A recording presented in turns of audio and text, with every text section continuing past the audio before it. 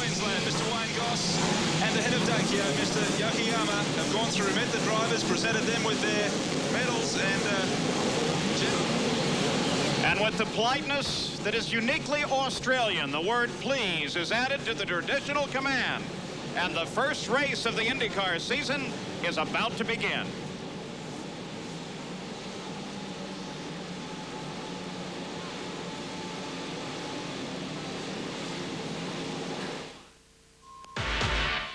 In the land down under, it's a splendid combination of surf, sun, and sand. Surfers' Paradise, Australia, where beauty abounds. Today, the roar of the surf is broken by the thunder down under at the Daikyo IndyCar Grand Prix. Last year, Michael Andretti led the field to the green, but Al Unser Jr. quickly moved to the front. Eddie Cheever battled with Michael and moved to second. Then, flying into the chicane on the Esplanade, Little Al clipped the wall, crashing Eddie Cheever out with him. A late arriving Mario Andretti was also eliminated. Late in the race, the leader, Rick Mears, was blinded by the sun and ran down an escape road. That left the race to John Andretti, the first win of his IndyCar career. 7 months later, at season end, John's cousin Michael was at the pinnacle with 8 race wins, taking the championship. But it's a new year, and the slate is clean. The dreams of winter for these great drivers are about to take form in the Daikyo IndyCar Grand Prix.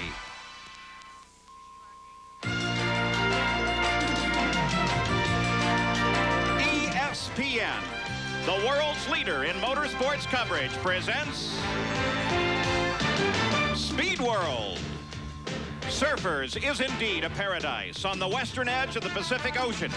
The ocean kisses the soft sand on beautiful broad beaches.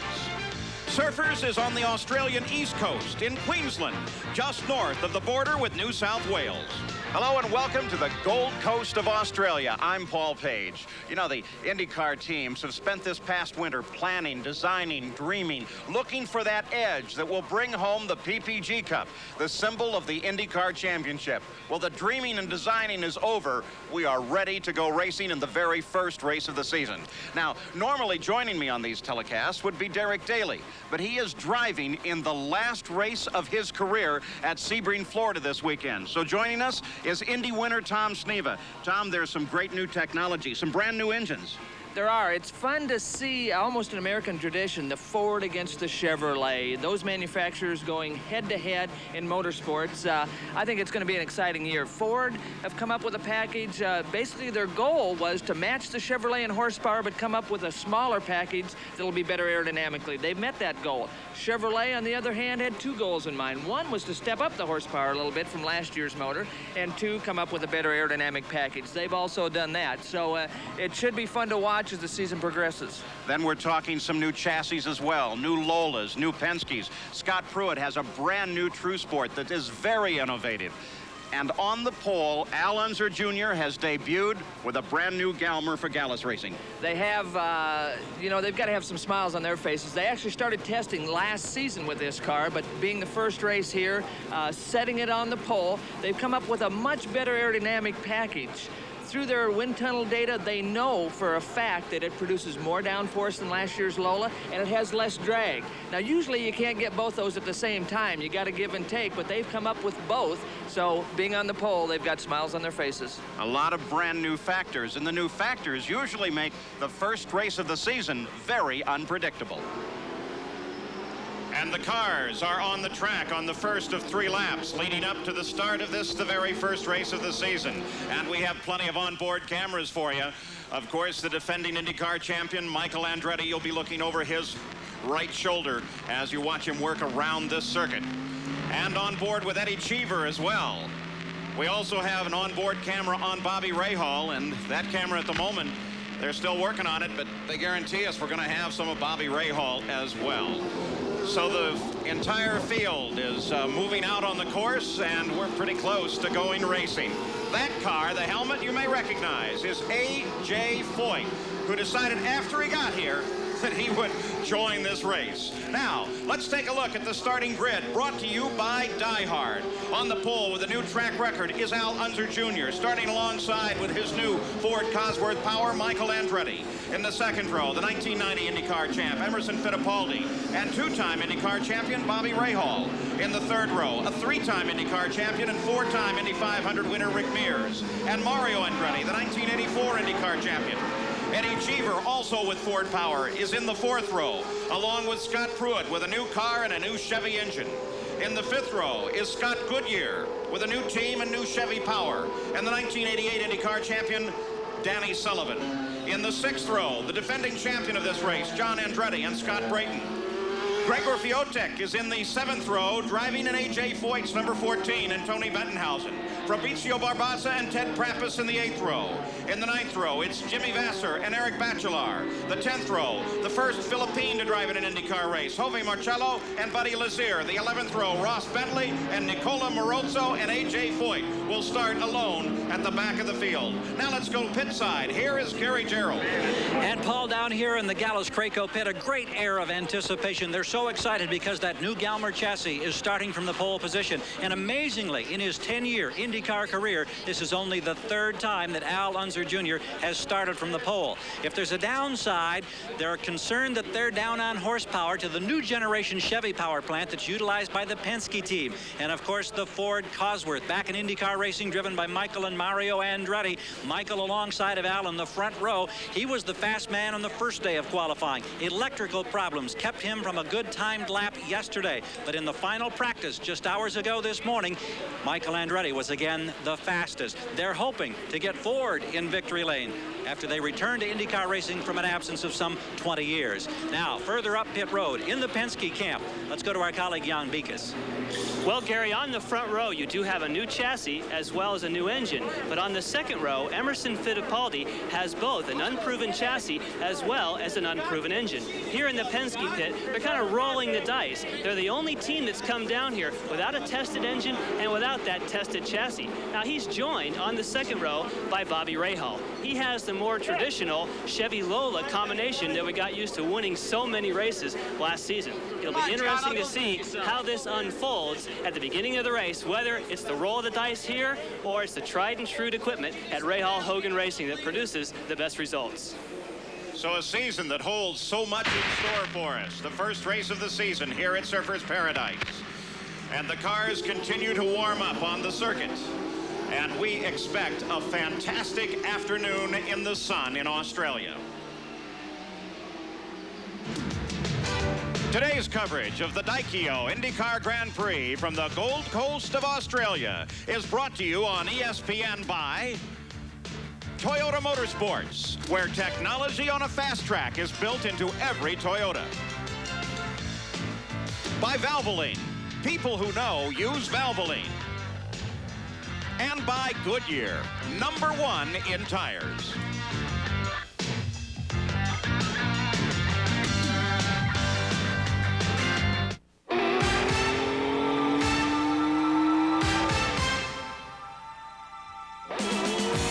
The winningest battery in NASCAR isn't a special racing battery.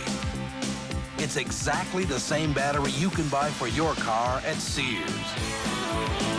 Sears Die Hard, the battery that performs 3 times better than industry standards. Die Hard, more power when you need it most. After all, who's gonna back you better than Sears?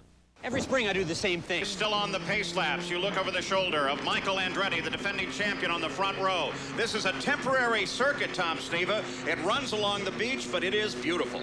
Well, it is, Paul. Gorgeous views from a lot of places around the racetrack. But basically, we're talking about 2 drag strips here with traffic cops down both sides. The traffic cops being, some people call them the chicanes. Now, there's been a lot of controversy and speculation on what they can do with the chicanes. Last year, we had trouble here. A lot of the leaders taken out in one of the chicanes, and they've tried to improve upon that. They've opened up the vision into the chicane on the back straightaway that caused most of the problem. I'm not sure that's helped. It's given the drivers a false sense of security. They get in too hot, and it gives them trouble on the exit of the chicane. Again, a concrete tunnel, 2 straightaways. The chicanes cause cause the brakes to be a very big factor that we're going to see later on in this race. All right, as they move toward the start now, weather forecast for the day, well, there is the possibility of showers, and from time to time you do see some sprinkles of water on Michael Andretti's onboard camera. And what's on the line today? Lots of money and lots of prestige as they come off the final turn looking for a green flag.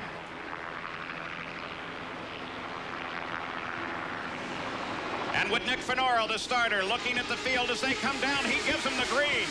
And the 1992 IndyCar season is underway with a drag race. Michael Andretti leading Al Unser Jr. into the first corner. Rick Mears drops into the third place.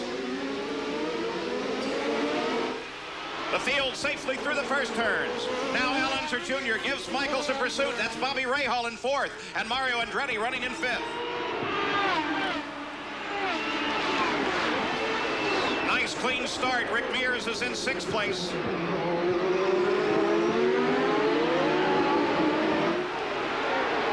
For the first time, they turn onto the Esplanade, the roadway that runs right alongside the beach. The Pacific Ocean is only a couple of 100 yards over to their right as the battle for the lead is underway. Looks like Al, Paul, wasn't happy with Michael getting the jump on him in the start. He's all over him right now. Well, the Galmer car that Al Unser Jr. drives, of course, he put it on the pole, but he did so with a setup that was very, very loose. I'm sure he can't race with that setup. Well, I don't think so, but you saw them both come onto the back straightaway there, and they both threw the car sideways, so they're not being real gentle with the cars early in the race, that's for sure. It's one of the things we've certainly seen in the practice here is they are really able to manhandle the cars and pitch them around. Whoa, you saw Emo in the background of that shot just about lose control of that auto. It looks like it's slippery for all of them. Fittipaldi got it sideways. Michael kicked the back end a little bit as they came off the corner before that. And of course, the situation here in a tropical area is you can have a light shower in one section of the track and the sun shining in another. And the real problem I would think that would create for a driver is you're not sure what you're going to find. Well, you're not, and so you got to tiptoe your way around that situation. But it'll be interesting to see if it's going to be a factor later in this race. Well, Gary Gerald is pit side. Gary, it seems like it's pretty slippery out there.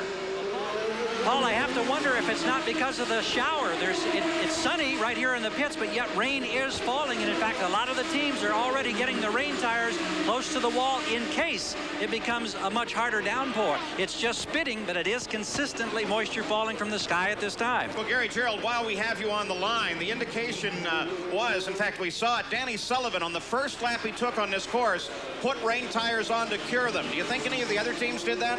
I have not seen that be the case, Paul.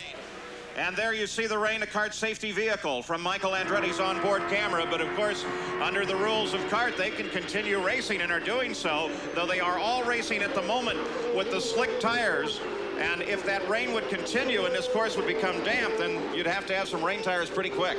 Yeah, I'm not sure who's all prepared for rain tires. You see Michael get rid of one of the tear-offs early. This is early to be getting rid of the tear-offs in the kind of race like this. Especially considering he's running in the lead, doesn't have the exhaust of anybody else in his face. No, it's just the weather outside that's causing his problem right now. The order remains static. The rest of the field coming through and seem to have come into single file. The one car, that's Tony Bentonhausen, with a quick turn inside in that slippery section of the course, and he was nosed in against the wall. It was difficult to tell if he touched it. Let's go back to the pits. Here's Jan Vikas. Thank you, Paul. Tom has been talking about whether the teams are ready with rain tires or not. You can actually see the rain coming upon this wheel that we have ready. This is a brand new, also Goodyear ready radial for the first time this race. Most of the teams are ready. The Penske's are ready to go. Well, the rain tires are there. The rain is kind of here as Michael Andretti continues to lead the pole sitter, Al Unser Jr.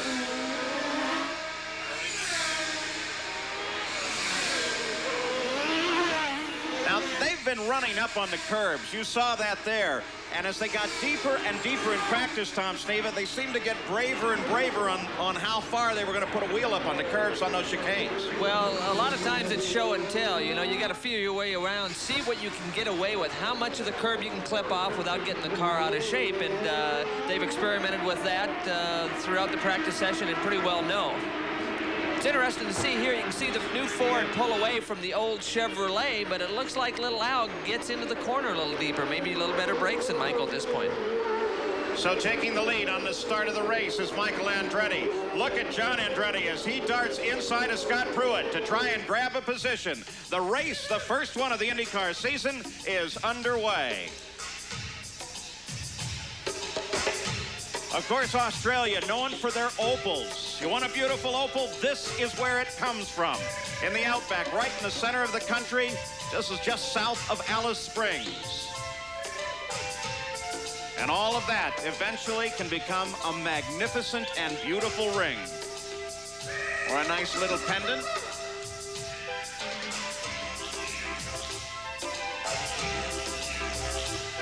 Beautiful product of the outback of Australia.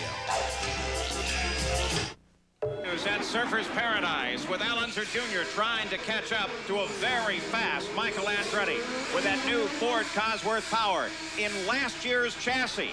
You think it's fast now? The team says, boy, once we get it in that new chassis, it's really going to be quick.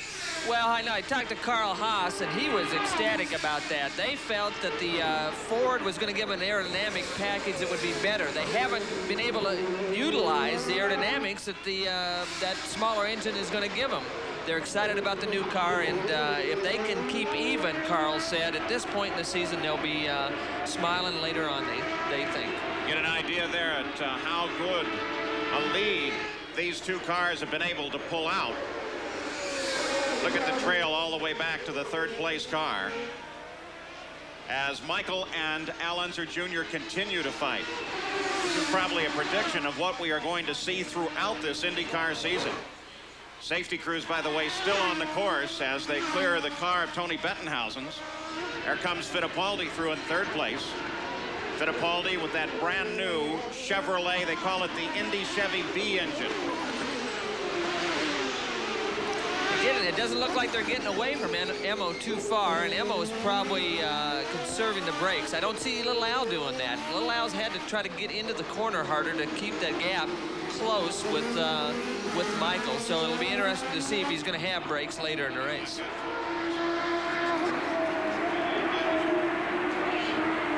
Michael and Al Unser Jr. work around Tony Bettenhausen, so his disabled car, they got pointed straight, and he is back in the fight, though he's just gone a lap down to the leaders of the race. And once again, Michael uses the curbs.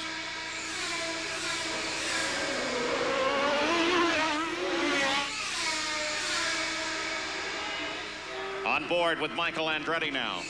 This will give us a good opportunity to take a look at this course here at Surfers Paradise. You can see a few raindrops from the in-car camera, but not serious enough to really affect him at this point. He makes a turn now onto the Esplanade. He just made a series of turns that took him off of the Pacific Highway that runs inland along the coast here. Coming up to top speed, about 170 miles an hour down the backstretch, a little faster on the front side. Through one of those chicanes, again back up to speed. Heading toward the chicane that caused most of the trouble last year during the race. Again, they tried to open the vision here. They get in a little harder, but on the exit, the wall is right there in their face. Snaps it down 2 gears, then up 2. Now a tight corner. This turns him back to the west. You can see some of those rain-laden clouds just off to the west over the great dividing mountains here of Australia. And a turn onto the Pacific Highway, which will bring Michael alongside the pit area as you have completed a lap here on this beautiful circuit at Surfers Paradise. 6 laps are complete. Michael leads it, followed by Al Unser Jr., then Emerson Fittipaldi. Mario Andretti runs in 4th. Ray Hall is 5th. Rick Mears in 6th. Eddie Cheever runs in 7th place. The defending champion, John Andretti, in 8th. And Scott Pruitt is in 9th, followed by Danny Sullivan.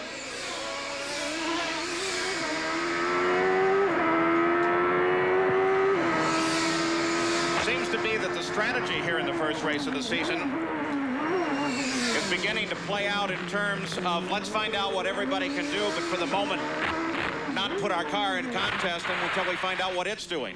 Well, that's what I thought should have been the strategy, but you can see Michael getting off the corner there, and he throws it sideways, so they're using up most of the car early in the race. No one else in contest as Michael begins to inch away from the second place, Al Unser Jr.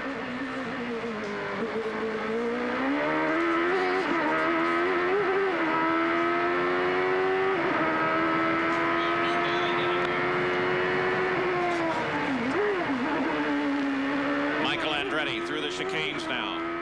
Very, very quick on the backside. Faster yet, 182 miles an hour down the front side of this course. And the people are jammed in the grandstands around this track here. Beautiful circuit, well prepared. The second year that they have raced here at Surfers Paradise. Paul, you can see they've tried to resurface parts of the racetrack here to smooth it out, but you can still see Michael's head bob around quite a bit, showing the stiffness of the chassis in this in the Indy cars. First, second, and third. Michael, then Little Al, then Emerson Fittipaldi. You can see the relationship right there. As again, Little Al begins to close down, and it looks like Fittipaldi is beginning to make some headway. I think Emo is coming. He sort of felt the car out and maybe full of fuel. He wasn't quite as quick as the other two, but as they're running the fuel out, Emo seems to be coming towards the front. Well, as Michael leads it, John Andretti's crew has indicated that they want to bring their car in, the defending champion, and replenish that car. And there is John Andretti in the pits. Change of all 4 tires. So what's that tell us? Well, I'm not so sure. They're not putting on the rain tires, so that isn't the problem. It's too early to be a normal pit stop. They've got some kind of adjustment they're trying to make. I didn't see too many chassis adjustments attempted to be made, so he just might have had a tire going down. Well, John was pretty well holding his own in 8th place. Here is Mario Andretti. He runs in 4th place. You get a glimpse of Bobby Rahal just behind him, and Rahal on board now as he closes in on the great Mario Andretti. Boy, I love to listen to those engines as they power up down the backside here. Well, they're having to use all the gears available. They're 6-speed transmissions. They're shifting about 60 times per lap, so that's over 4,000 shifts before this race is over. All right, let's go down pit side once again. Gary Gerald. And Paul, it was a flat rear tire for John Andretti. That's why the unscheduled stop. They're frustrated. Now they've got to try to earn it back on the racetrack. But a flat rear caused that early run into the pits. Mario Andretti, he runs in 4th place. His son is at the top of the order, the defending IndyCar world champion, Michael Andretti. While his cousin, John Andretti, was running 8th, had to drop into the pits, change tires, and is back into the fight, but he has fallen well back in the order. Al Unser Jr. runs in 2nd. Emerson Fittipaldi is 3rd. We'll be back. Up to Al Unser Jr. In fact, just seconds ago, Tom, he was right there. Well, he is. And again, with a new car and a new engine combination, Emo's probably been feeling his way around early in the race. But I'd say this is a good sign that he's this close at this portion of the racetrack. Let's go pit side. Gary Gerald.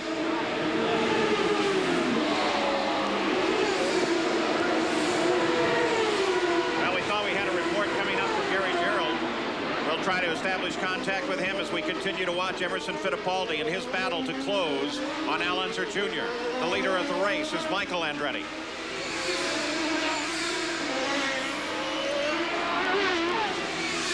Again, Paul, with the new Penske car, you can see the Formula One technology in the front aerodynamics, the wing, the anhedral wing design on this car, very similar to the new True Sport car.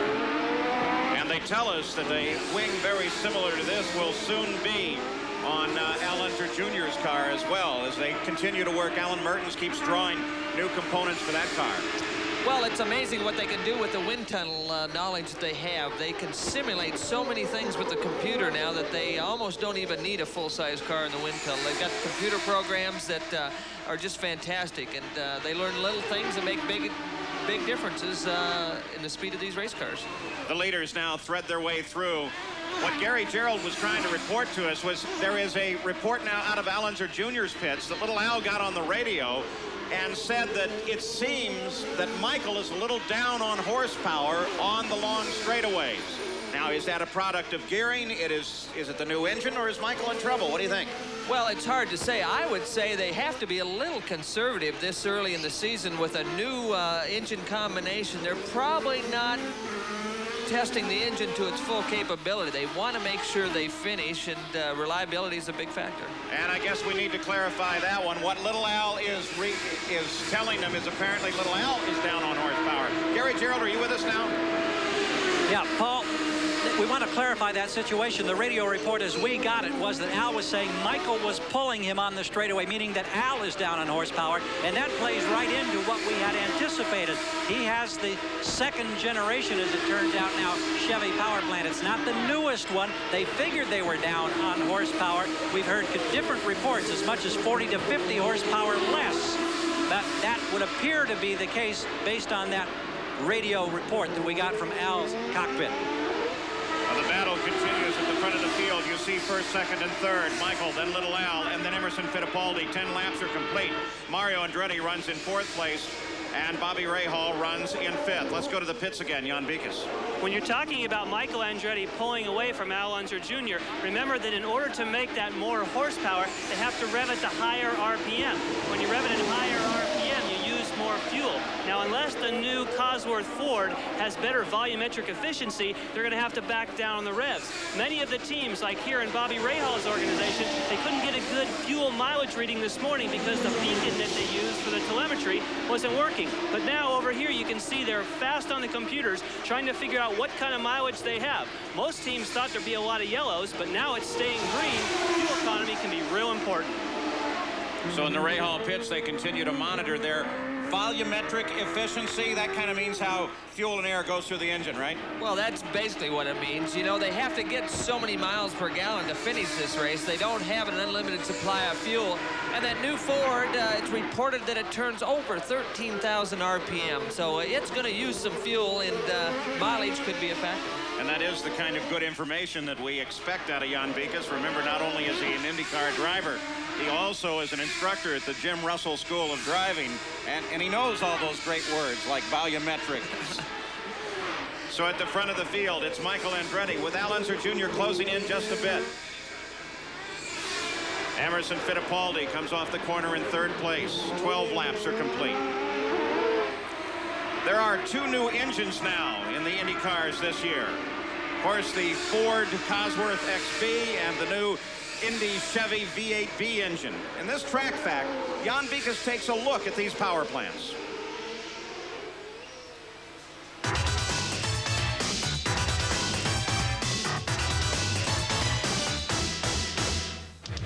The dominant engine in IndyCar racing over the past 2.5 seasons has been the Chevrolet. This is the Chevy Indy V8, known as the A engine. Now, aerodynamics has become more and more important, so there now is a Chevy Indy V8B. It has been resized, it's much shorter, and it has also been reworked on the inside to give higher RPM and also to develop more power. Ford's challenger to the IndyCar circuit is the all-new Ford Cosworth XB. It has been completely redesigned from the ground up with emphasis on a small package for aerodynamics. It's smaller down here in the base. It's also smaller in the plenum area above the top. It is also 5 inches narrower than its predecessor, the Cosworth DFS. Now, we have part of this covered up because there's many secrets that can't be revealed, but we do know it's reworked underneath the cam covers to turn more RPM and produce more power. The Chevrolet engine has always been strong with reliability. The Ford has already shown a lot of power in preseason testing, but this season will show about the reliability of the Ford Cosworth XB. And of course, that's not an exaggeration. There are guys that stand around with cameras ready to take any shot of any component at any time to try to figure out why somebody else is faster. Well, Michael Andretti is still leading it, chased by Al Unser Jr., Emerson Fittipaldi, Mario Andretti, and then Bobby Rahal. That's found in the Goodyear Racing Eagles can also be found in the world's best-selling line of high-performance street tires, Goodyear Eagle Street Radials. The champions know, and it's why we say the best tires in the world have Goodyear written all over them. Watching the 9th place car, Rick Mears, car number 4. Take a look at the wings, Tom Sneva. He's got some problems. Yeah, you know, it looked like Rick dropped back the same lap that John Andretti came into the pit. So it's very likely that those two got together, loosened the wing, and finally a piece of the wing is completely left that vehicle. Well, John and Rick Mears were running together on the course, but now Rick Mears has to struggle with this problem. Though it's never quite as serious as it looks with the front wings. We saw Al Unser Jr. win a race with one wing just propped all the way up at right angles to the ground. Well, Paul, especially at these street circuits, aerodynamics aren't as key as they are at a high-speed oval like Indianapolis. The corners are very slow, and as you go through the corners slow, obviously aerodynamics aren't as big a factor. So I think that's why it might not even hurt, and sometimes it helps the car if it loses some front end down the course. Let's go down. A report on Rick Mears. Here's Jan Beekes. Paul, we just checked on the computer here in the Penske pit, and they have a window to stop from lap 19 to 23. They have a monitor as well as radio communication. They know that he's lost the wing. They are probably going to hint on the early side of coming and bringing him in so they could dial some more downforce into the front of the car to take care of that. But they're not planning on making a stop now because they don't want to miss that fuel window. They still want to make it on 2 stops. Well, 15 laps are now complete. For a second there, you got a glimpse of Barry Sheen, the great motorcycle champion, who is now working as a commentator for Channel 9 Australia. And he is trackside here, as is Jack Brabham, Sir Jack, the great world driving champion. The Australian version of AJ, Alan Jones, is here. He lives in one of these buildings on the edge of the course. You got a flickering light on Michael's indicator. That's the fuel light. Well, it's very possible that's the fuel light. The window's still a little ways off for a normal pit stop, but again, that's that new Ford engine with high RPMs. It might not be getting the mileage they were hoping for.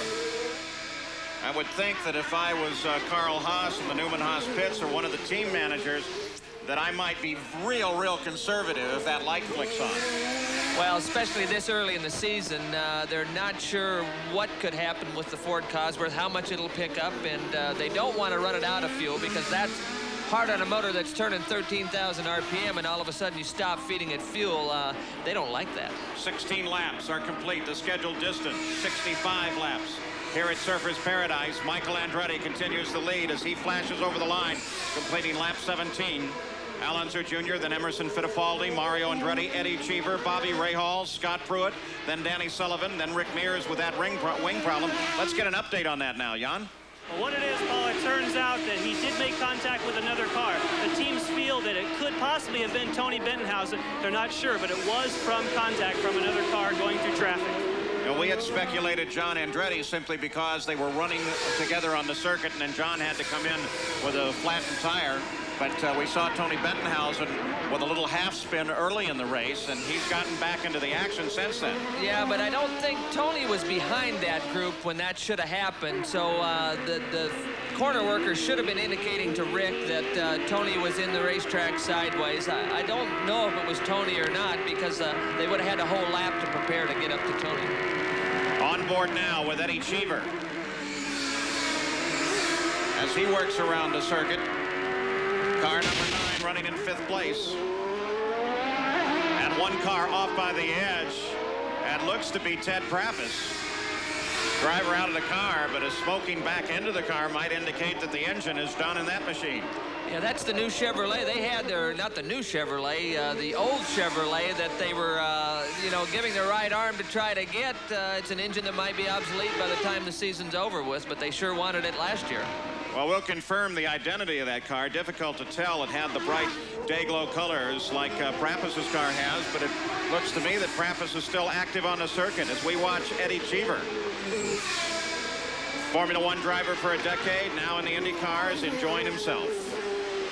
At the front of the field, it is still Michael Andretti. And Al Unser Jr. chases Emerson Fittipaldi, runs in 3rd. Beautiful day now. Showers seem to have gone away at Surfers.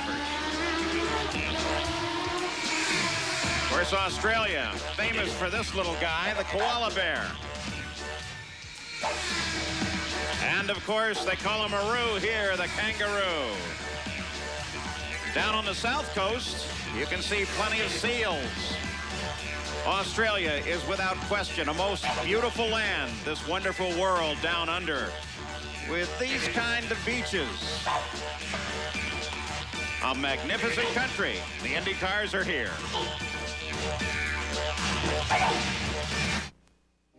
Introducing Ford's newest car. It doesn't have a sticker price. There's no choice of colors. And it has to be driven 4 times the speed limit to be appreciated. The new Ford IndyCar. If you think our technology looks impressive here, just wait till you experience it down the road.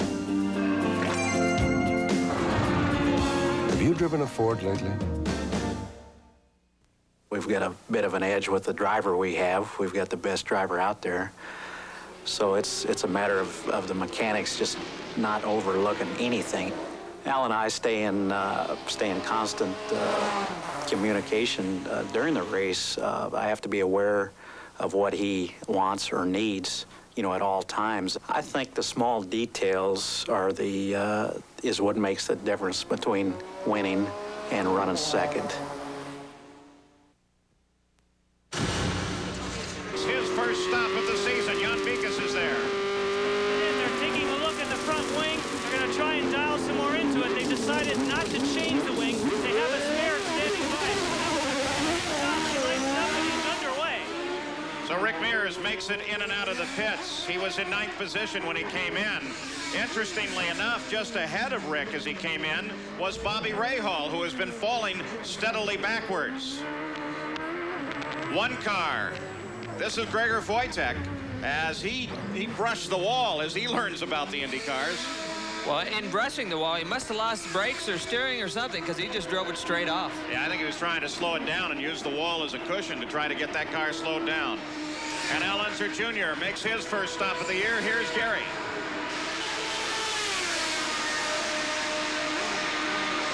Appearing to be routine as we watch them from the near side of the pit wall, from the rear of the car, flipping the throttle off the jacks, waiting to get a full complement of fuel. Now he's ready to get out of here. Excellent stop.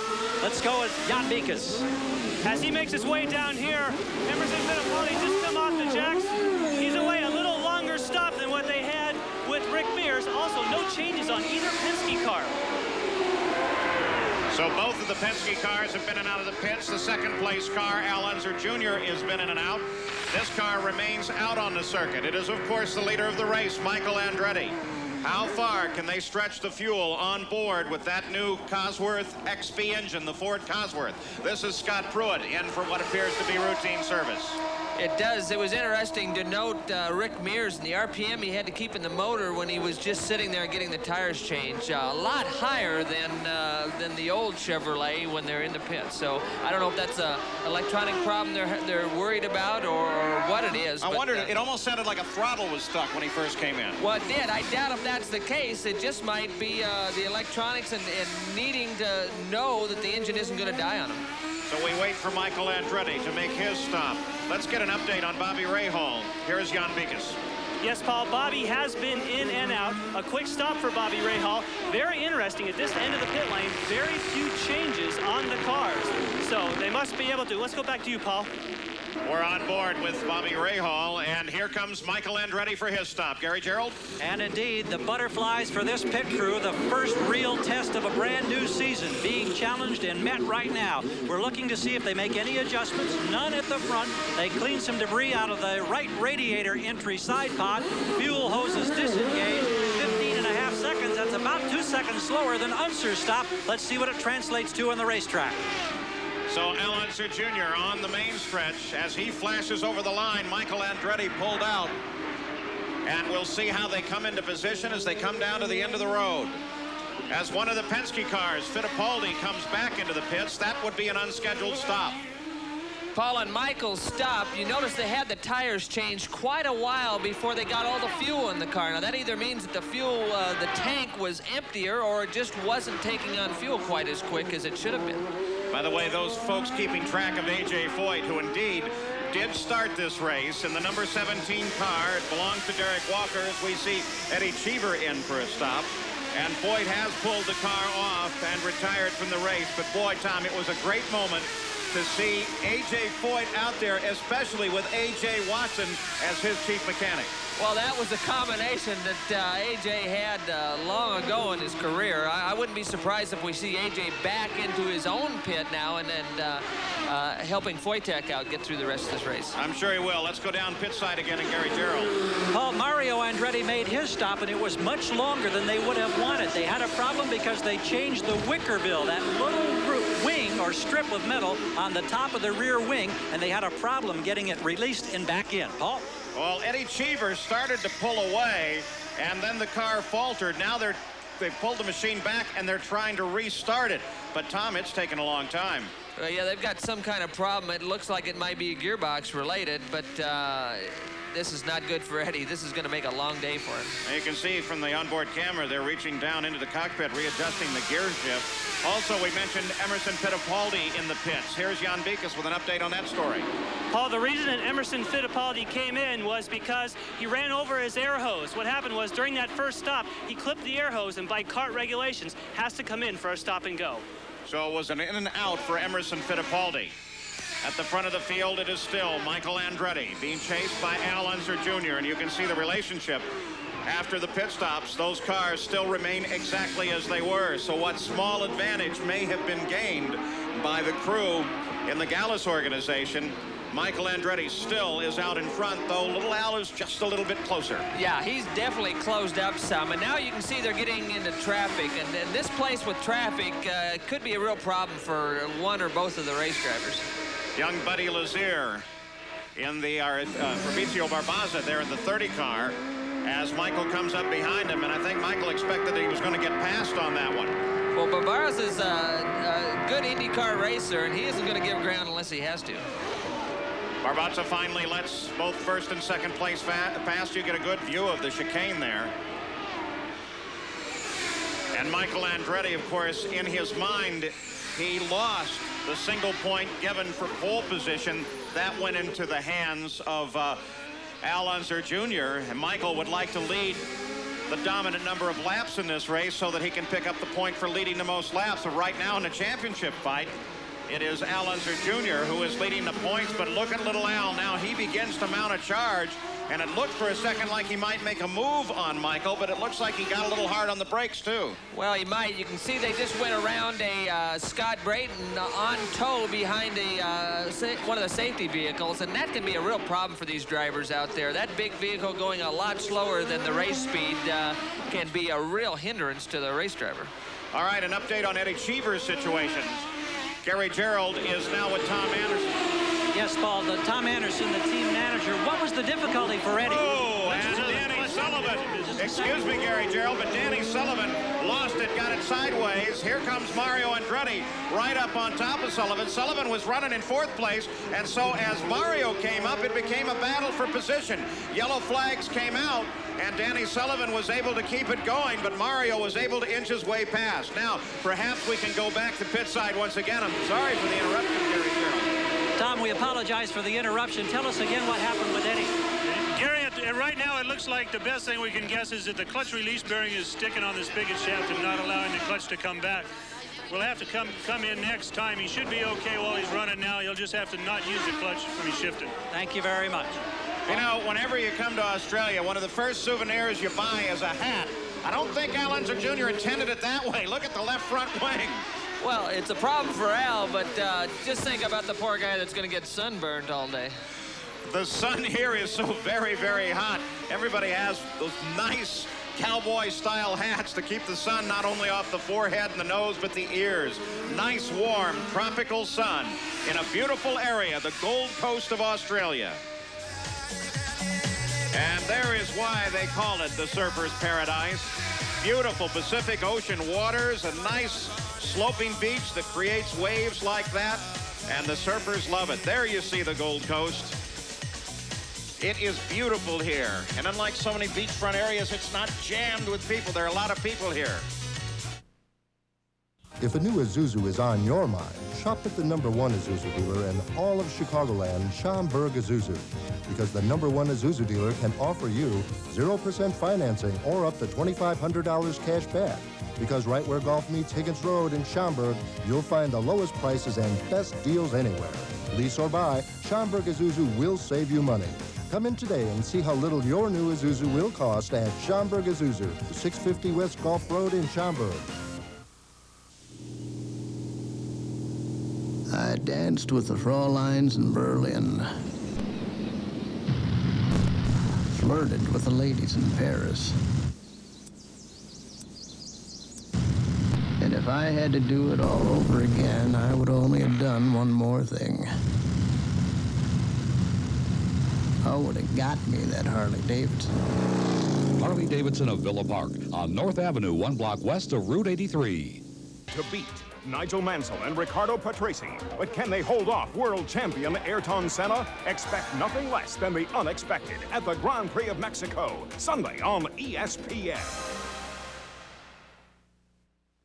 And all the cars signaling that they are slowing down on the circuit. This will give Al Unser Jr. a chance to lose that hat at the front of the car. This is the 26th lap of competition. Johnny Rutherford is driving the pace car here. Looks like Al is either trying to stretch that arm and hand or trying to signal somebody. Now, yeah, Michael figured it's working, so he got a hat of his own. It's quite a collection they got going. That gold car in third position, though not on the course, is Jove Marcello. He's that Philippine who is driving in his first IndyCar race. And there is where Michael picked up his hat. Well, it looks like it might have came out of the pace car, so some dolly in the pace car is not a real good friend of Michael at this point.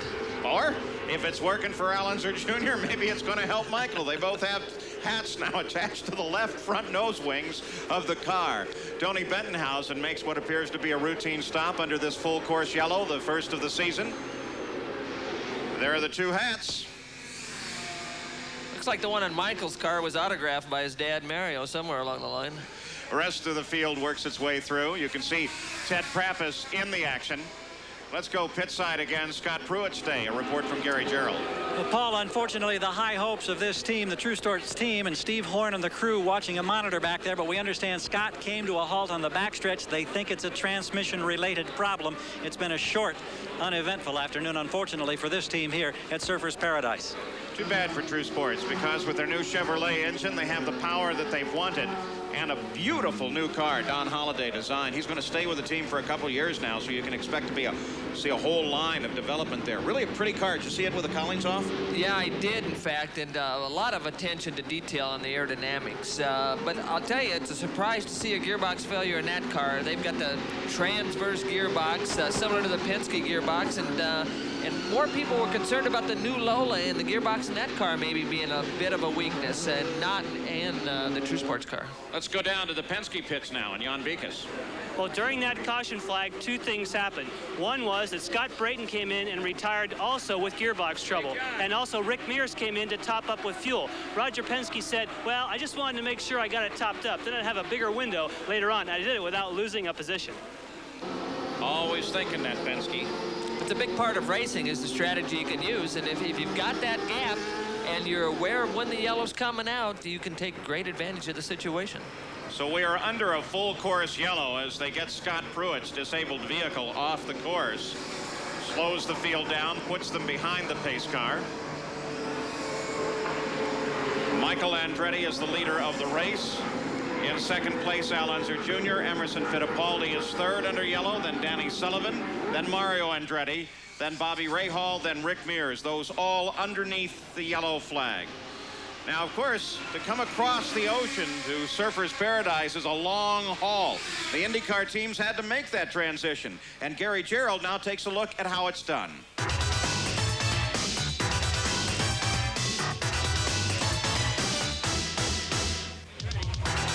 At first glance, the setup here in the pits at Surfers Paradise is not unlike that of any other stop on the IndyCar circuit.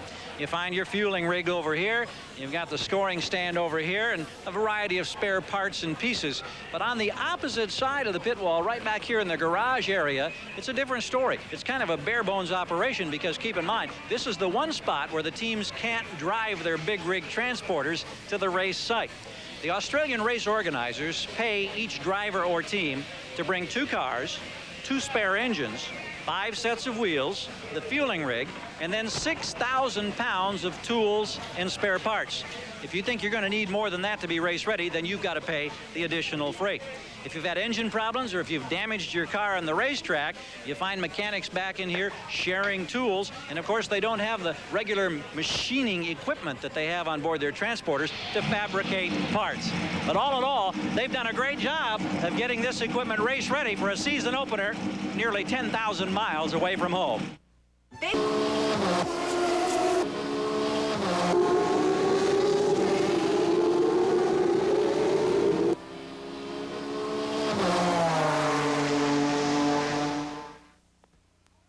is a place for helpful heart. Plans does not appear in this schedule. And the reason is because next year we'll be able to properly say from Gasoline Alley to Broadway, because they will be racing on the island of Manhattan in New York City. So that race will disappear for this year. Loudon, New Jersey, a nice new race for us this year. Of course, the next two races at Long Beach and at Phoenix, leading up to the Indianapolis 500. Then Detroit, then Portland. That new race at Loudon. That's in New England, not New Jersey. Did I say New Jersey? Yes, you did.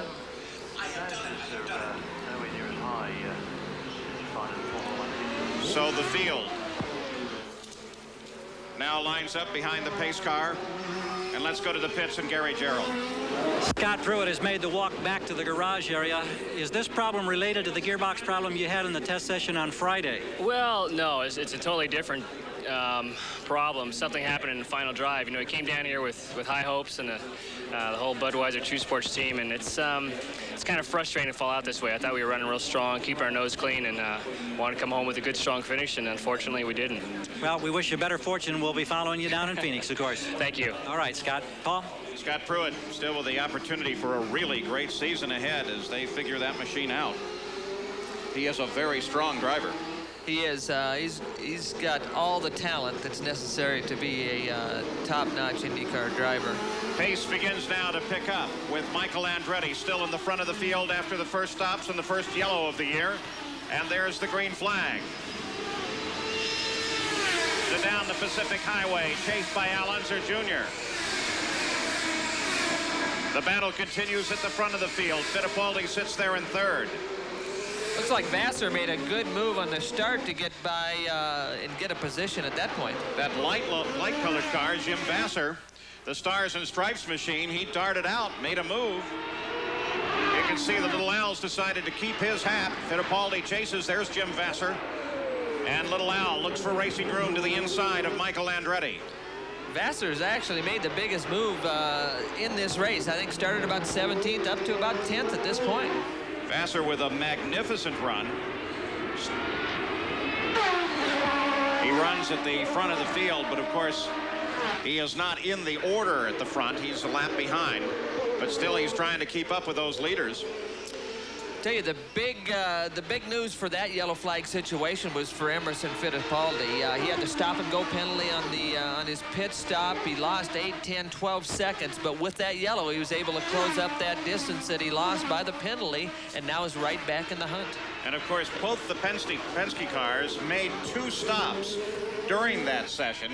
That gave them an opportunity to have a little more fuel in the tank when they came back to the green flag, so they can go a little deeper into the race. Yeah, that's just good strategy. It didn't hurt them track position-wise, and now they've got a longer window. They can go farther until they have to make that next stop. Both Fittipaldi and Al Unser Jr. closing right in behind Michael Andretti, whose car continues to dominate the run here, but Al Unser Jr. seems to want a challenge at every opportunity now. 30 laps are complete as we approach the halfway point of this 65-lap event here on the Gold Coast of Australia. You can see how Little Al really closes the gap getting into the corner. Again, the brakes or the balance in that car enables the car to get in the corner a lot deeper. Again, he's complaining that he loses Michael on the straightaway. That new Ford has got some horsepower. Fight for the lead continues. Nothing changes in the order behind the leaders. This is where the battle lies. And you're on board with the leader of the race, Michael Andretti.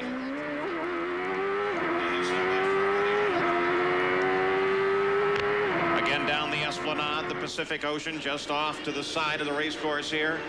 Michael Andretti, of course, will spend this entire season defending his PPG championship. We asked him if he was more comfortable defending than chasing one.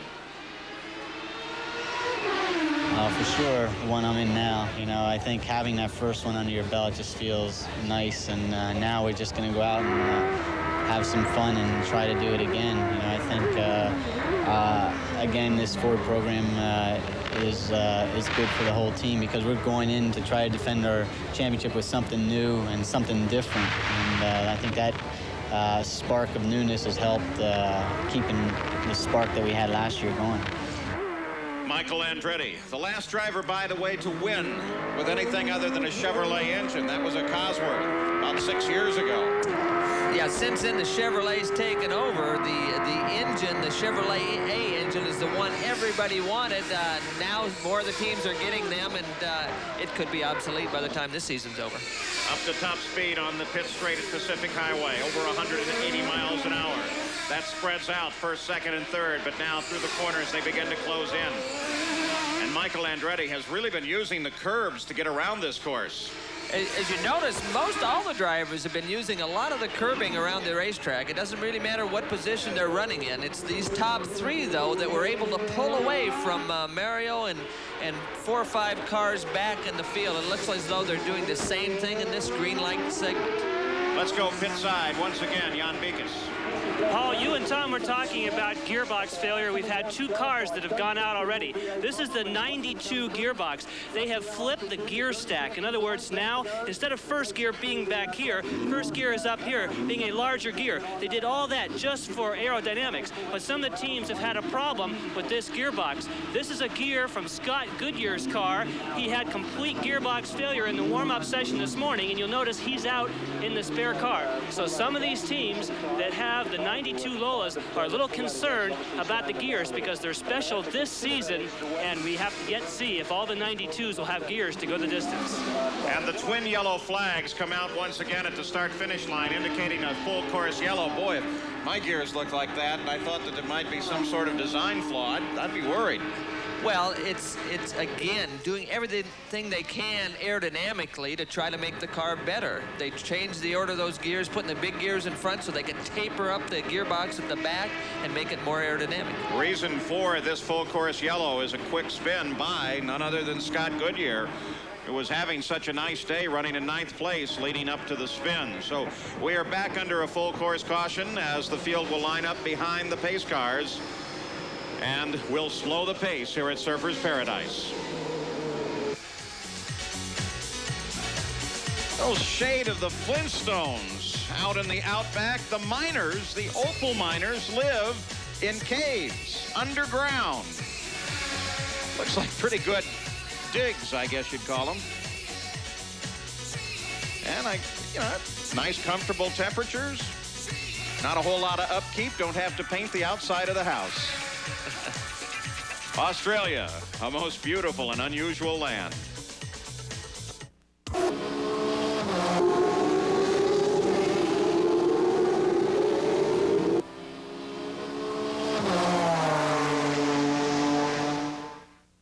Surfers Paradise still under full course caution. Let's give you the rundown now with 33 laps into the record book. Michael Andretti is the leader of the race, followed by Al Unser Jr., 3rd, Emerson Fittipaldi, Danny Sullivan in 4th, and Mario Andretti runs in 5th. In 6th place, it's Bobby Rahal. And then Rick Mears, John Andretti runs in 8th. In 9th place, Eddie Cheever. Jim Vassar runs in 10th place, then Ted Prappas, then Fabrizio Barbazza, Ross Bentley with a nice run. Scott Goodyear had his problems, of course, because he is the reason for this full course yellow that we have right now. And then Tony Bentonhausen, as the field circulates this course, lining up for what should be a return to the green flag and full speed racing once again.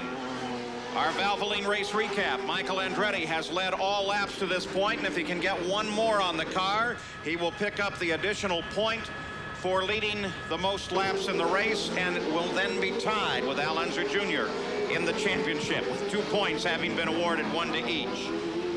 There have been 2 cautions for 6 laps, and the car is out of the race. Of course, A.J. Foyt, Eric Bachelard, Gregor Wojtek with a flat tire, Scott Brayton with transmission problems, and you saw Scott Pruitt out just a moment ago. As now we come back toward the green flag on the Pacific Highway, the pit straight here at Surfers Paradise. And back up to speed they go as the green flag comes out, and Al Unser Jr. mounts a challenge on Michael Andretti. But Michael, hard on the brakes going into the corner, gets there first and keeps little Al back. Little Al had a great run on him, but Michael can get the car into the corner about as deep as anybody in this sport. And, of course, when it's wiggling around like that, when he's all over the brakes, you don't really want to poke your nose alongside. No, there's not too much room for error, but Little Al's putting a little pressure on right here. Fittipaldi runs in third place. But that fight for the lead again separates just a bit. Danny Sullivan, despite his half spin earlier, you can see him. One car separates Sullivan and Fittipaldi, and Sullivan runs in fourth. Danny maybe has been able to make a few adjustments to get the car up. That looked close getting into that chicane. Whoa, Little Al was going to try, came down to the inside, but Michael slapped the door shut. Slapping the door shut, it got Little Al's attention. He lost a couple car lengths at that point. A little momentum lost as Al Unser Jr. falls back now. Fittipaldi with Eddie Cheever just behind him, but of course, with Eddie's problems, he is not running on the same lap with the leaders. Back at the front of the field. I think Little Al at least got Michael's attention because Michael now seems to try to pull away. He doesn't want Little Al up that close to him. Well, it's interesting when they come off of yellow or the start of the race when the tires are cooler, it looks like Little Al can get a bit of a run on him. But then as the tires get heated up, both having the same amount of wing in the car, it looks like the horsepower gets away from him. Michael Andretti flashes across the line and picks up the point for leading the most laps. The race now past the halfway point. So there is a 1-point even tie in the championship. Michael Andretti and Al Unser Jr., they have battled this way right from the green flag through 2 caution periods. And it is a battle of engines as well. The Ford Cosworth XB sitting up in Michael Andretti's car, and of course Chevy power in that new Galmer chassis. Al Unser Jr. there. Little Al started on the pole, but Michael jumped the lead right off the bat. Let's go pit side and Gary Gerald. Oh, we just got a quick word with Rick Gallus. He's always the colorful one. I said, are there any concerns? He says, we're always concerned when we're not in the lead, but they like the way the car is balanced. They're hoping to get to lap 47 or 48 before their final pit stop. There's some smiles and a lot of optimism down here as they stalk Michael Andretti. Well, I would think that they would more than like it. They have to be more than pleased. A brand new chassis and performing that well here. Of course, Michael has a brand new engine, and it's running perfectly at the moment. So the fight continues on the streets of Surfers Paradise with Michael Andretti in front. We got it, we got it, we got it, we got it, you got it, you got it, you got it, you got it, we got it, we got it. If you between the 6th place Bobby Rahal and Mario Andretti, but the report now is that Michael Andretti at the front of the field may have a problem. His crew is waiting. Gary Gerald? Paul, we don't know much. We just know that the crew went over the wall and they say he'll be coming in. We expect him, and they say there's smoke from the car. So you can probably tell more from the monitor. He's on the way to you right now, Gary. Here he is. And he comes in with the engine on. Let's see if it keeps it on, and we can see the smoke at the back. Now they dump water. The engine has been shut off. This does not look good for Michael Andretti. Al Unser Jr. picks up the lead. That's exactly what everybody was worried about, Tom. It really is. You could see Michael shaking his head, a little bit disgusted. But again, a new engine performed very well, but not for long enough. Carried him for 41 laps of the run, but still not something to be too disappointed about. It, after all, put him in front of the field for a dominant portion of the race. Yeah, I don't think they can be disappointed. First race, they really should have had the pole position. They had an electrical problem in the last qualifying session that probably kept him off the pole. In the race, we heard a report from Al that Michael was getting away from him on the long straightaway, so obviously the engine's got the horsepower. Now they've got to go to work and try to develop the reliability. Michael Kranifus and all the people from Ford are here. There you get a look at that new engine, which will be in a new chassis when they move to the next race at Phoenix, Arizona. Michael staying in the car, I would suspect, well, now that looks like they're going to take him out. I was going to say that maybe they'll try to put the car back out so that they can find out anything new if they can get that engine going again. Let's go to Gary Gerald once again. And Paul, as we see Michael now get out of the cockpit of the car where the crew tells us it's a broken header that turns out to be the terminal problem. The day is done for the defending IndyCar champion. We'll try to get a word with him in just a few moments. So the header not really is part of the exhaust system, not really part of the engine. Well, if that's the case, you know how the PR is for these engine manufacturers. You know, a lot of times it's a transmission, a header, or whatever. If it is, in fact, a header, that's not a big, serious problem. But the fact remains is that Michael Andretti's out of the race. You're not suggesting that occasionally they would put a new spin on what may be wrong, would you? Well, you know, you just never know out there. You never did that. PR seems to be a big factor in these races. If I remember correctly, you as a driver were never at fault for any accidents, too. Well, that's part of the driver's handbook, you know. You've got to have all the excuses. Back at the front of the field, which now is this car, the number 3 machine of Al Unser Jr., but in close pursuit is Emerson Fittipaldi, and by the way, not too far back is Danny Sullivan in 3rd place. Let's go back to the pits. Michael Andretti is with Gary Gerald. Well, Michael, this is not the scene that I know you wanted to reenact. You wanted Ford to be in victory lane for the first time in 20 years. What was that problem? It looks like a broken header, which doesn't have anything to do with the engine. It's just a header exhaust pipe broke.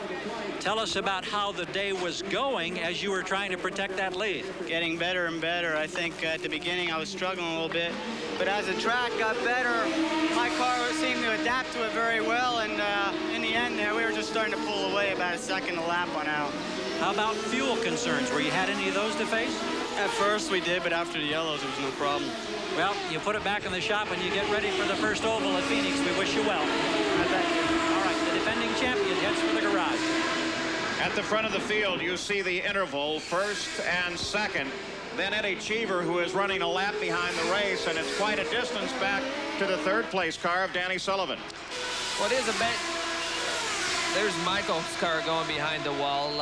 Eddie Cheever is a lap down, but that was because he had a problem in the pits, and it looks like he's hanging on to the top 2 guys at this point. So if it weren't for the problem in the pit, Cheever would be a serious factor in this race. He runs in 8th place, despite the fact that he is a lap behind the leader. But now we have a battle of Chevrolets. In this car, the number 3 of Al Unser Jr., you have the old-style Chevrolet, the one that has been dominant for so long, and the new, what they're calling the B model, for want of a better word. The public relations people there might have something that they could do, but they call it the B, and that sits in Emerson Fittipaldi's car, currently in 2nd place.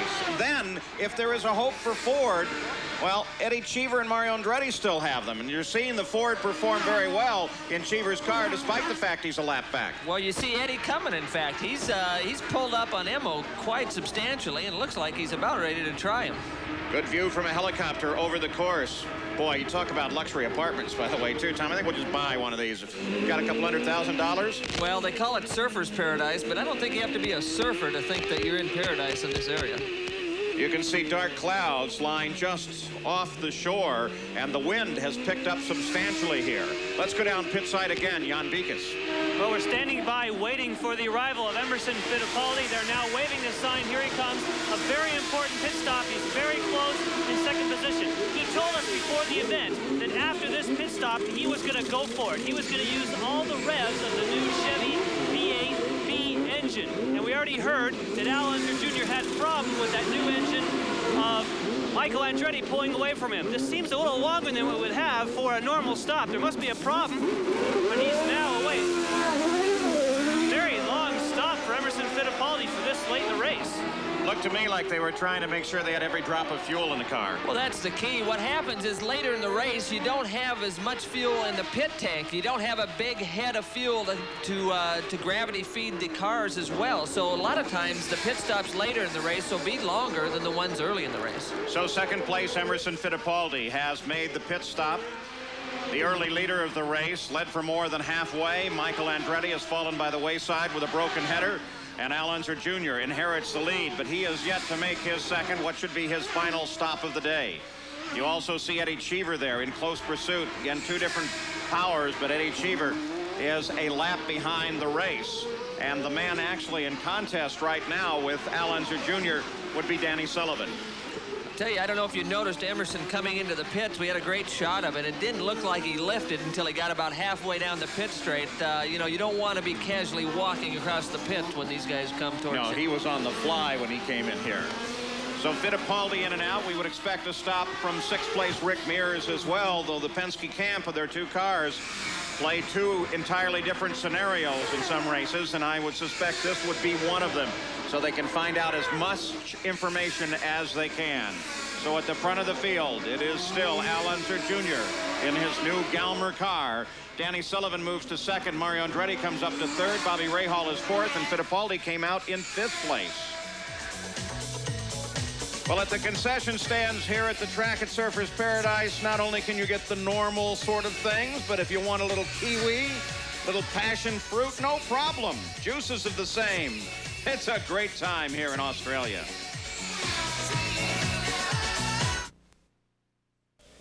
Oh, pictures. May I? Go right ahead. Up on the back end of Mario a couple of times. Sullivan runs in 2nd, though at the moment, there's Rahal's pit as they wait for Bobby Rahal to stop. He's due any time now. So is Al Unser Jr. and Danny Sullivan. And so the race itself, Tom Sneaver, will go over to the hands of the pit crews. Well, I think it will, and I'm hoping what's happened. Rahal was right on Mario, but Rahal's crew might have wired him or radioed to him to let him know that Michael had lost that motor. So give Mario some room. You don't need to pressure him now. It could be that Mario won't be around at the end of this race, and so they might be trying to give him a little bit of a cushion. And there you see Rick Mears now closing up behind Rahal, and that is a fight for position as well. As Rahal came off the pace a little bit, Rick Mears closed in. So did John Andretti, the defending champion. And so now it becomes a fight for 4th place. And look at that. Rahal slowed down greatly. He is definitely off the pace. Sounded like the engine shut down as both Mears and John Andretti come past and pick up positions. Yeah, it's obvious Rahal's not slowing down because of pit orders. He's got some kind of problem. It's either low on fuel or some kind of engine problem. This would have been the one team that we thought would have made it through the race. Gary Gerald. Al Unser Jr. waves off the drink. They're not going to make any chassis changes. It's fresh rubber. They hope this is the last stop, but with threatening skies, the rain tires are here at the wall as well. It is, of course, the regular tire that goes on. He continues to flip the throttle to get all the fuel. This is not a quick stop, Paul.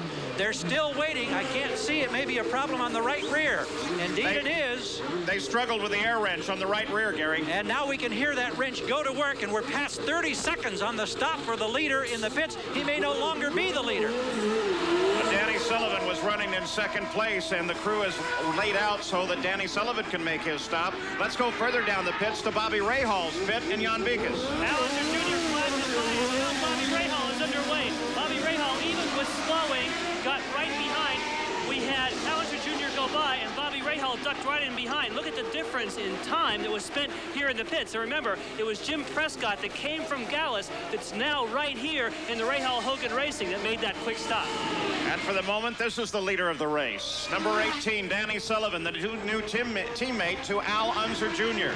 Again, this is a new Galmer chassis. Yeah, it is the Galmer chassis, both at the front. It's surprising to see an air wrench problem in Little Al's pit early in the season. They've got all winter to go through the equipment. You'd think the equipment would be top-notch, first class, and in great shape for the first race of the season. The other side of that, of course, is that they are a little rusty. Now, some of the teams actually will practice pit stops throughout the winter. I think Gallus is one of them. Well, Gallus is one that does sort of an inter-squad competition. They try to keep the competition among the teams, and as Sullivan comes into the pits. And here is Danny Sullivan coming in for his stop, Gary. Brings He's right on the mark. This has been the surprise story. Sullivan had a crash on Friday that left him with a very sore left hip and back. Now he's down off the jacks and trying to get all the fuel in. He pulls away. This is much more like a regular Indy stop at 14 seconds. And Danny Sullivan roars away, and this man picks up the lead of the race. It is none other than Mario Andretti. What an incredible day it would become if he could pick up the lead and win it. He has the lead now on the 48th lap of 65 laps, the scheduled distance here. Mario Andretti, again the new engine, the Ford Cosworth XB. The problem on Michael's car was not an engine. Little weld, I think, probably broke in the exhaust system. But Mario now has the lead of the race, but he has yet to make his second and final stop. Well, he's going to be stopping shortly. The new Cosworth, with the horsepower and the RPM that we were concerned about for fuel mileage, doesn't seem to be a real factor because the Fords are beginning a good distance between pit stops. So Mario Andretti, and you can see he runs all alone. He is well out in front of the second place car, which at the moment is Rick Mears out of the Penske organization. So Mario, how far can they carry that engine? They've done extensive testing. They know a great deal about what its fuel capability is, but they have never seen it when it has been racing solidly with somebody, and those conditions always change things a bit. Well, that's what gives these teams with the big budgets the real big advantage. They're able to do the testing and development that they need to do in the off season, and you just can't beat testing. The more you do, the stronger you become as a team. Mario Andretti, they had the tires laid out for him, but they pulled them back. Gary? Indeed, Paul, they're going to go for fuel only. It's been 3.5 years since Mario's won an IndyCar race. They're pulling out all the stops. They want to see the man behind car number 2's wheel get the victory lane. They wait for the fueling. They're off 14.5 seconds. And Mario Andretti roars back into the fight. It wasn't fuel only. If you notice, they put a little bit of right front wing in that car, so he must have had a little understeer, and they're trying to correct that to make it a little bit quicker in the last segment. And Rick Mears tries to make it to the pits, but he overshoots. Now he's going to try to find reverse. He gets it, backs out of the runoff road, and Roger Penske's watching this on television, and Rick's going to hate that. Well, it's just, you know, small mistakes lead to big problems, and Rick just tried to get in a little bit too hot, locked up the front end, and slid through the runoff area. And so with Rick Mears and his problems, the lead of the race falls to John Andretti, but he has yet to make a stop. Very much shades of last year when you consider that Rick Mears had the lead, ran off an escape road. John picked up the lead. Let's go to Jan Bikas. Paul, there's a lot of drama here. You saw that Roger Penske saw it on the monitor. They're getting the rain tires ready. They may have had a call. And remember that Rick Mears had the last pit stop, so he has the latest window. If it keeps persisting to rain here, he could be and take that advantage, the final stop to get the rain tires. They're scrambling, trying to make that decision. Well, Rick Mears was, in fact, the leader of the race, but John Andretti took over, being chased by Danny Sullivan. And look at Sullivan. There's the leader of the race, John Andretti, right now. But again, he is due for a stop, and in fact, the Hall VDS team has the equipment laid out, expecting the arrival of John Andretti at just any moment as he comes off of this lap. And there's John on the pit road. The crew is right there. The leader's in, and it is raining, so it looks like they've got slicks out there. They're not even going to change the tires, so look at the rain in the back. Over on the other side, this is on the Esplanade, and Tony Bettenhausen now must tiptoe. Jan Bikas. We're here, and Rick Mears just pulled in. Also, Emerson Fittipaldi. They are going for rain tires. It's not actually raining right here, but it is on other parts of the circuit. When the track is dry, they have to be very, very careful with these rain tires. So he has to be careful not to light it up too much. There he goes, smoking those tires. He's got to be careful unless it's really wet. There's Vassar with a problem, as look at the rain coming down on the backside. The 30 car belongs to Fabrizio Barbaza, and Bobby Rahal, still running on slicks, has really cut the speed down. And the yellow flags come out all around the course. They will put the pace car out and will slow this race behind the pace car. Boy, look at that. Shades, what was the Indianapolis 500 when Bobby Unser won it last? Yeah, but at that point, the race was over. So now, with the double yellows out, look at Mario and Al Unser Jr. tiptoe around, while Rick now has his rain tires. Probably but the yellows are out. Wait, what's Rick up to here? I don't know. It looks like a couple of them are still racing. They're not sure that it's a full course yellow possibly at this point, but this is the toughest condition when half the track is dry and half of it's this wet. Look at that. I guess you could argue as there is Prappas with a quick spin right in the straightaway, probably as he was upshifting. And there is Buddy Lazier. They tiptoe their way around this track, full course yellow. Rick Mears appeared to go around some cars under the yellow, and it is raining all around the circuit here at Surfers Paradise. Paradise at some time during this telecast? I think we did, Paul. I think if you live in the tropics and you know exactly what happens here, you'll get a squall line of intense rain come through. Usually, though, it clears up and dries rather quickly. If you've spent any time in Hawaii, you would be accustomed to that. Well, these guys aren't thinking dry right now. I guess right before the yellow, we had 6 different leaders on the 6 previous laps up to yellow. But right now, they were looking for rain tires initially. I think they're looking for snorkels at this point. What they are doing in race control, Wally Dallenbach is the chief steward, and Kirk Russell is operational director and everyone. They're going to bring the field around behind the pace car at least one more lap. Rick Mears is in the lead of the race. Al Unser Jr. is second. Sullivan is third. Mario Andretti is fourth. Emerson Fittipaldi is fifth. They're going to discuss this rain, which, by the way, has let up somewhat on the front stretch here, but still is fairly heavy through most of the course, though the wind, to some degree, has died down. And behind us, off to the west of the track, where the weather is coming from right now, the skies have begun to clear. So they'll make a decision as whether or not to stop this race or keep it under yellow, anticipating that they can get a green flag and won't go back to racing at any moment. There you see the surf coming in, and you see the sky clearing a little bit off to the right, which is the west. Let's go to the pits and Gary Gerald. Good race. Well, Rick Gallis is maybe the smartest of the owners because he was one of the first to find an umbrella, and who would have thought we'd need it today? What's the strategy now when you get ready to go green? You think you've got your drivers, Al in second and Danny in third. Well, it just worked out perfect for us under the way it was thrown. We stayed out one lap, and we were able to come in, and it worked out real good for us. Now we've got to go catch Rick Mears. So, you know, it's anybody's race. You never know in the rain. You don't know how much it's going to dry, Gary. So, unfortunately, we're still running up front after we had a misfortune in the pits here, and then Danny's been doing real good, so we're hanging in there. The problem that you had in the pits was that the wheel gun on the right rear? Right. Yeah, the wheel gun broke on us, and I think, I'm not sure, but that's going to happen. We just have to do the best we can. Okay, thanks, Rick. Let's go to Jan Beekes. Okay, we're standing by with Roger Penske. He's talking with some of the people here, making all those decisions like Roger does. Roger, that really helped you. Did you have that larger window to change on the rain tires? You're the first to do so. Right. The other fellows had come in, and then when I saw that it might rain, we stayed out a little bit longer. Then Rick said he spun back over there, slid off, and we just decided to come right in and put the reins on, and we were fortunate. Okay, so that's put you up towards the front, or is there going to be some shuffling if we were going to go back to green? Well, I think he's leading right now. The issue is, can you hold off everybody in the rain? It's going to be a little dicey, I'm sure, because it's been so oily on the track, and now we get the water. Okay, thanks, Roger. Well, that shows you how Roger Penske looks ahead, too. He's exactly right. There's been a full weekend of racing, not just the Indy cars here. So there is some oil, some dust down on the track. Now you add rain, that could be very slick. There's the order with Rick Mears at the top of the field. Al Unser Jr. and Danny Sullivan, the teammates, lie in second and third. Mario Andretti is fourth. Will we go back to racing? I think so. We'll be back in a minute. Ask anyone who's driven a Ford lately. Back at Surfers Paradise, Australia, Rick Mears leads the field back to what should be a green flag. Johnny Rutherford has already picked up the pace of the pace car.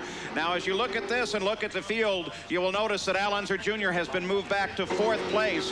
That was with his agreement as they realized that there was a pass that did, in fact, take place under the yellow there. He has dropped back. There are 2 cars a lap behind, actually 3 now, between Rick Mears and the second place car, that blue and white machine of Danny Sullivan. There comes Rick. Bentonhausen, Cheever, there is Danny Sullivan, and he is followed immediately by Al Unser Jr., Emerson Fittipaldi, and Bobby Rahal. So 2 challenges here for Rick Mears. Part of the course is partially dry. Part of it is very wet. The green flag comes out, and we are in a sprint race to the finish under most strange conditions. Rick got a tremendous jump on the field. This will help him with such few laps left in the race, Paul. And Danny Sullivan in second place tries to carve up through the field, gets around Bentonhausen, and hopes that he can now mount a challenge against the leader of the race, Rick Mears. As they went by, it was 7 laps to go. You can see the track starting to dry up exceptionally quick. It might be a factor whether the rain tires are going to last even the 7 laps that are left in this race. Perfectly dry in this section of the track. That's eating away at those rain tires. Here comes Danny Sullivan with Al Unser Jr. in 3rd place, just behind.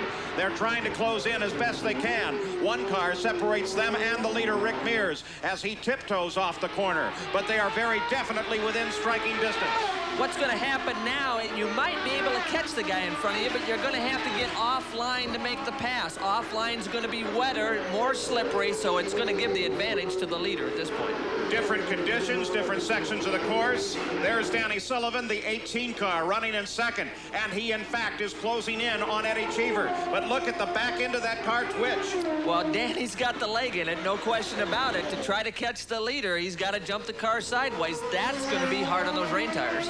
Rick Mears for Penske at the front of the field, and then right behind the 2 Rick Gallis cars, teammates Danny Sullivan and Al Unser Jr.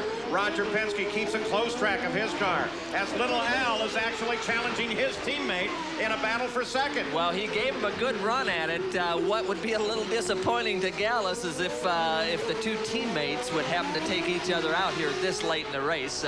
But they're both after the win, and there's no rules or regulations. It's who can get there the quickest. And would that happen, Mario Andretti is sitting in 4th place, and he would move up into 2nd. Look at little Al, a different line off of the corner as he searches for traction. Yeah, exceptionally different lines getting off.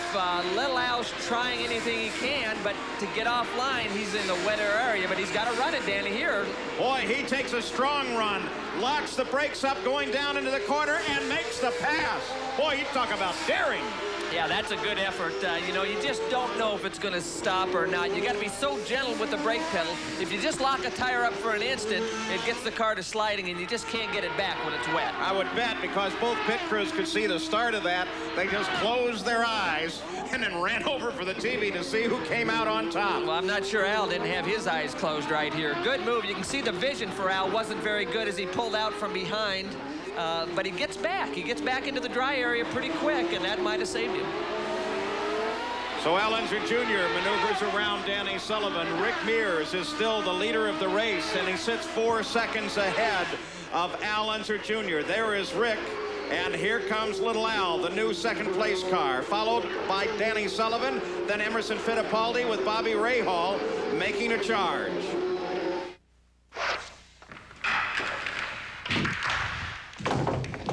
Here comes Al Unser Jr., Danny Sullivan, Fittipaldi, Bobby Rahal, and Rick Mears out in front of this field. Eddie Cheever, again, is right there. Look at the back end go on Rick's car. That's what he's got to watch out for. Yeah, he does. It jumped right out. Cheever's putting a little pressure on him. If Eddie can get the lap back and somehow get a yellow, he can, pull all the way around the back of this pack and really help his chances out. Looking ahead from Eddie Cheever's car to Rick Mears. Cheever runs in 8th place, 1 lap behind the lead. 5 laps to go in the run here at Surfers Paradise. Tell you what, Rick's doing a great job for a guy that's not noted to be a great road racer. Little Al isn't closing that gap as fast as most people thought he might. And Eddie Cheever tries the leader of the race, Rick Mears, and Rick very wisely pulls way offline.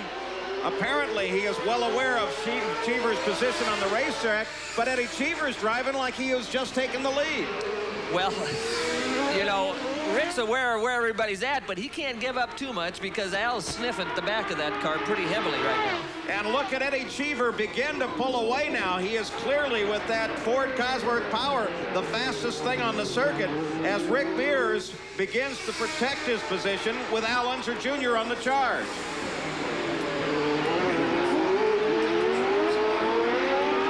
You can see they're looking for the dry spots on the racetrack now, trying to save the softer rain tires. The rain tires are a lot softer compound. They need the wetness to keep them cool, because as they get hot, they go away a lot quicker. A challenge beginning to develop for the lead of the race. Rick Mears now trying to close on Eddie Cheever, and Al Unser Jr. closing on Rick Mears. We're talking 2 different engines here with different power ranges. Could that slow Rick Mears down? Well, I'm not sure if it could. Rick having the newer Chevrolet motor with a little more horsepower, they might have the electronics and the softer motor in Al's car, the little less horsepower that he complained about earlier, might be an advantage in the wet. Rick Mears still runs in front. Al Unser Jr. just behind continues his challenge. And now Emerson Fittipaldi is closing up behind little Al as Emerson Fittipaldi assumes third place. Well, and Danny Sullivan fades. Yeah, Emmo is all over Al right now, and Al's just about got the gap shut up on Rick. So, you know, we're going to have a barn burner here, Paul. So the Penske cars now straddle second place car as Shelley Unser keeps track of her husband, little Al. He rides in second place. I can give you audio. And the fight closes up even more. Look at Fittipaldi as he comes up right behind Al Unser Jr. That's Bobby Rahal that rides in fourth place just behind Fittipaldi, the new black and gold livery on Rahal's new team. Rick stretches it out a little as Fittipaldi mounts a challenge on Al Unser Jr. He's alongside. Can he hold the line? He does. The Penske cars run first and second. That's a great move by Emmo. Again, he got a little run off the corner and was able to outbrake him getting into the corner, and just a good move by that Penske car. Now, with Emerson Fittipaldi up to protect the position, Rick Mears lights it up and goes around Eddie Cheever as Roger Penske keeps an eye on both of his cars on the circuit. Rick is probably one of the greatest drivers at pulling out a little bit extra late in the race. The adrenaline flow has got to be controlled, and Rick is one of the great ones at controlling that adrenaline flow, especially late in the race. There are 3 laps to go, and this is the first race of the season. And Rick Mears and Emerson Fittipaldi, the teammates, are leading it here and now. That's Bobby Rahal as he chases Al Unser Jr. Penske cars 1 and 2. You can see Rick, he's jumping all over the throttle. He's got it by the neck right now. So Rick Mears out in front. Fittipaldi closes. Rahal now closes down on the back end of Al Unser Jr. First 4 positions all fighting here at Surfers. Oh, pictures. May I? Emerson Fittipaldi has now cleared Eddie Cheever. And the Penske cars run first and second. Al Unser Jr. is third, but if he is to make any challenge at all with 2 laps to go, he's going to have to move around Eddie Cheever. But here's the question, Tom Sneva. Some of the course is wet, some of it is very dry. They are on rain tires. Those dry sections really have to be eating at those tires. Well, they certainly do, and what we're seeing is Emmo was a little bit quicker than Rick when it was dry out earlier in the race, and as the track's drying, Emmo is closing the gap. So we're getting closer to a dry track situation. Emmo's car was a little better early in the race, and it looks like it still is. The word teammates only vaguely applies now because Roger Penske has them both turned loose. And Rick Mears will have to hold off a challenge from his own teammate. It's a situation I suspect the 2 of them love. Well, here comes Emmo on the inside. Fittipaldi he locks tries it up. to grab the line, locked him up, gets in ahead of Rick Mears. Fittipaldi has the lead, but can he hold on to it? Rick Mears is right there and challenging again. A great move by Emmo. They both had to lock him up a couple times to try to get those maneuvers handled. And I don't think Rick Mears is going to think that's the end of it. But Fittipaldi, who has in the past been brilliant in the rain, proves to be that way again as he gets around Rick Mears, really using a wet and dry section of the course to accomplish it. So Fittipaldi in front for the first time today with Mears chasing. The only question now is, did Emmo have to use the tires up a little too severely to go from 10 or 20 car lengths back to get the lead? That'll be the question. Maybe Rick's tires are going to last just that little bit longer. And Fittipaldi comes off the course, cuts across one of the chicane gravel pits, maintains the lead. That's what you call getting away with one, Paul. Now, how do they interpret that? They did say, Tom Sneva, that if you improved your position or your time by cutting across a chicane, that they would penalize you. He didn't improve his position. Probably leave it alone, right? Yeah, I would think so. He locks them up, and when you lock up the front tires, you just can't turn the car. Exactly what happened. He got through it pretty smooth, though, and I think he's going to get away with one. 2 positions remain the same with Fittipaldi in front. Mears runs in second. Al Unser Jr., the third-place car, is well back. And Bobby Rahal comes around little Al, and Rahal picks up third place. So Bobby Rahal up to third as Al Unser Jr. continues to fade. I don't know if Rahal's going to have enough time. Look at Fittipaldi as he works around a slower car, Barbaza. This is probably some of the toughest conditions when you got the wet and the dry situation. If you get offline just a little bit, catch a puddle or whatever, just like what happened to Emo, you lock up a tire and it could cause you a serious problem. But I think Emo now, this late in the race, if he can keep it on course, should be okay. So Fittipaldi now with Rick falling back just a bit. Rahal in second place, Al Unser Jr. third. Danny Sullivan sits in fourth place. The two Penske cars, these two brand new Chevrolet engines, the Chevy Indy V8B engine, as they take a look at Nick Fenoro's white flag, indicating one more lap around this 2.79-mile circuit at Surfers Paradise. We suggested at the beginning of the show that these first races of the year are most unusual, and this certainly proves it. It's going to quiet the critics on reliability for the new Chevrolet engine. Obviously, they've done their homework. The Penske car, a brand new engine car combination, and here their last lap, they're running 1-2. It does not appear that Mears can challenge his teammate at all, and so he very wisely begins to drop back as Emerson Fittipaldi out in front. Mears in second. Rahal now closing just a little bit on Mears, but not close enough to cause any damage on this last lap. There's the interval back to Rahal. You just got a glimpse of it. Fittipaldi gestured around by Ross Bentley, who points Fittipaldi to the inside. On this, the final lap of the race. Boy, those are little kind of help you really need in traffic late in the race for a guy to see you coming and give you enough room to get by without causing any trouble. Ross Bentley out of Vancouver, Canada, certainly saw the leader coming and waved him to the inside of the course. So number 5, Emerson Fittipaldi, completing now his final lap. Only hoping that that new engine and these rain tires hold up through the end of this race. Look at Fittipaldi. He's been sitting back in the order through most of the day. And here, after a rain shower in the closing laps, Fittipaldi is able to surge forward, pick up the lead of the race, and drives on to the first win of the 1992 season. The final turn complete, and Emerson Fittipaldi now sees the twin checkered flags, and Emerson Fittipaldi has won. As Rick Mears screams across the line in second place, it's 1-2 for the Penske team. You'd think the world would be nothing but a blur at this speed. But at 200 miles per hour, a lot of things become clear. Like what technology could make our cars perform better. Our trucks tougher. And make them all safer for the street. Because at Ford, we want to stay ahead in more places than just the racetrack. Have you driven a Ford lately? When we ask a race engine to do 500 miles, it's like asking a streetcar engine to do 100,000 miles. And we're asking it to do it on no oil changes. Pennzoil provides the best quality, the best protection, and the best performance that you can get on the market. Longer engine life and better engine protection are definitely the two things that you can expect out of Pennzoil. Pennzoil outperforms any leading motor oil against viscosity breakdown. And to me as a driver, that's the most important thing you can say. Pennzoil, performance, protection, quality. The truth.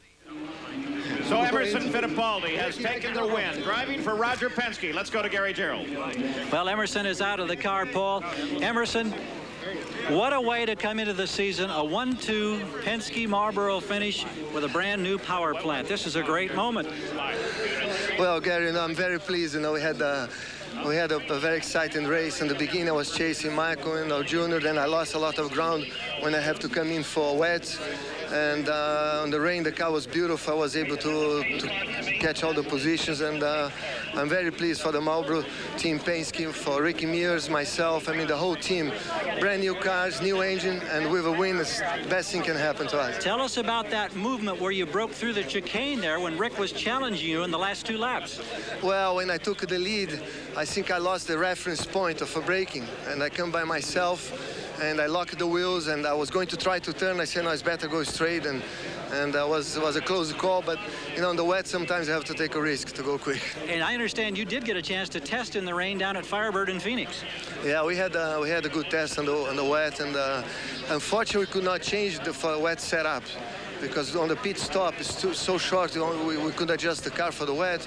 But, you know, driving myself, I was happy. Indeed he is. Paul?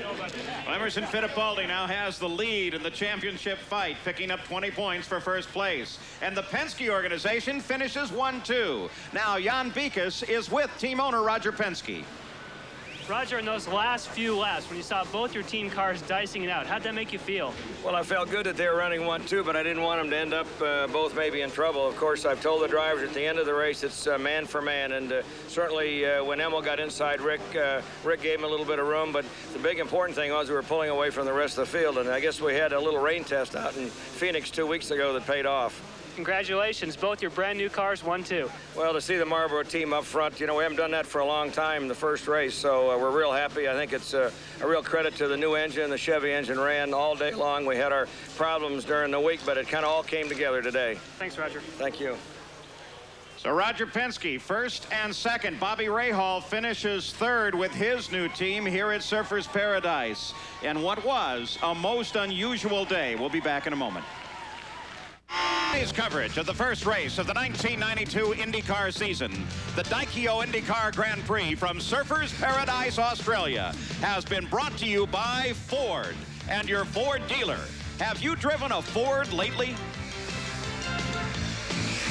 By Quaker State, the Big Q is one tough motor oil. And by Budweiser, the king of beers, who reminds you that friends know when to say when.